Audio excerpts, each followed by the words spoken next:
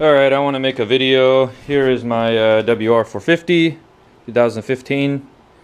I'm doing the water pump upgrade. Here's a couple things. So to do this, take off this cover. I'm replacing the shaft as well. That's right in there. It's kind of hard to see.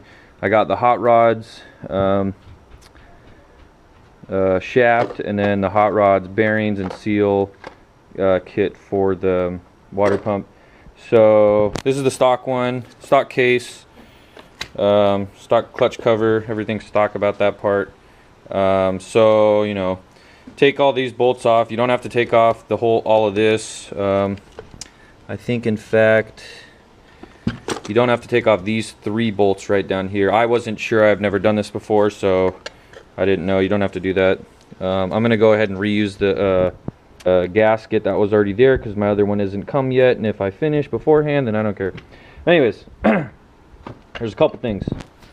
This pin, there's a pin right here which is that piece, and then there are also those 2 pins which go in here and here, so you're gonna have to do that. So let's take a look at this stuff right here.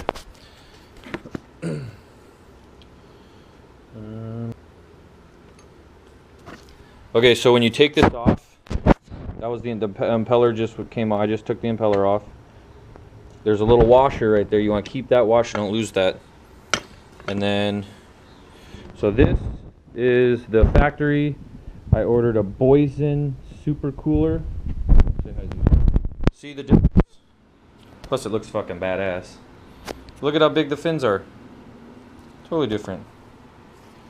So it's gonna be a lot better cooling. That's a pretty big difference. Okay, so I got these out. So the pump, the impeller is right here normally. So there's a seal here, which is this guy.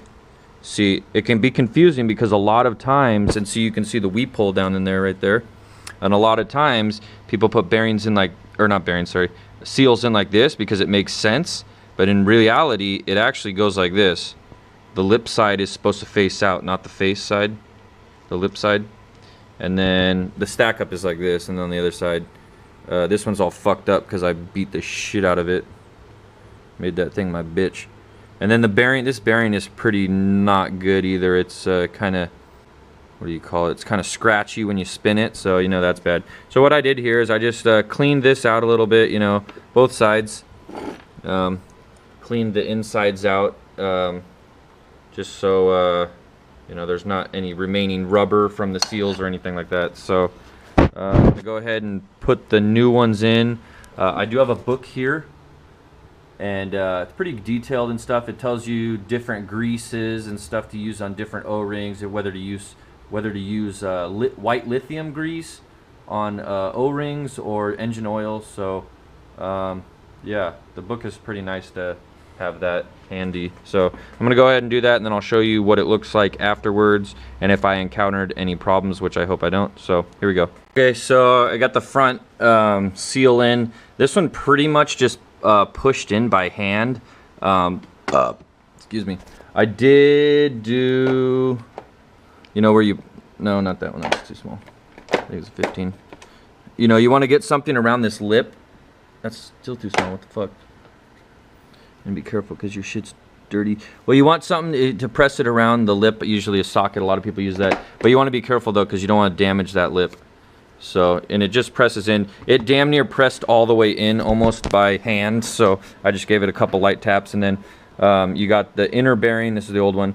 You got the inner bearing too, and that one faces with the lip side towards the bearing, so it's going to be like this inside there. Don't get confused and put it the wrong way. As you can see, this side's all banged up because it was facing like this, like it should, and I was from the other side, I was banging it out. So yeah, so that one faces that way, and then of course, you know, you got the new bearing in there. That one you will have to press in. That one is pretty fucking tight. That one's not going to want to budge, so I recommend maybe brass or something that is softer. This is not brass, but you can. And then this is going to fit.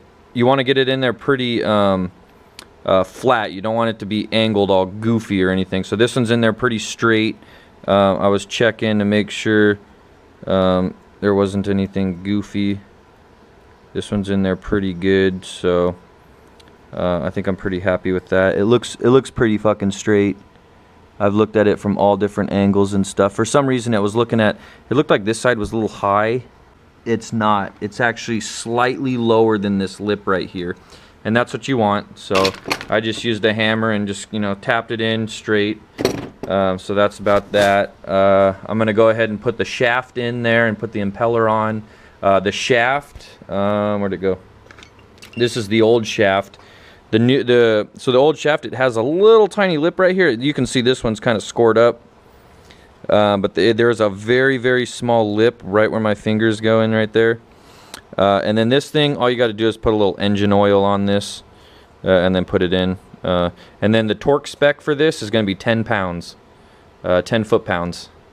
So, yeah, that's about that. So okay, so I got that in there. Again, remember, you just put a little bit of oil on the shaft portion here. You don't need any on the threads or any back here. All that stuff's going to be lubricated once you, you know, turn the motor over and you got oil and stuff in there. So this thing going in there, it's not snug or anything, but you are just going to have to give it a little push all by hand. You don't have to use any tools or anything like that. So here it is back together. I didn't redo this gasket or this other one. I just reused them. Fuck it, it's not leaking, it's fine. I did put a new gasket on this thing, on the pump, and then, yeah, that was about it. And it was a piece of cake, fits good. I noticed a big difference, I think, at least 10 degrees. It runs pretty damn cool, so that's pretty nice. So there it is. Hope you enjoyed.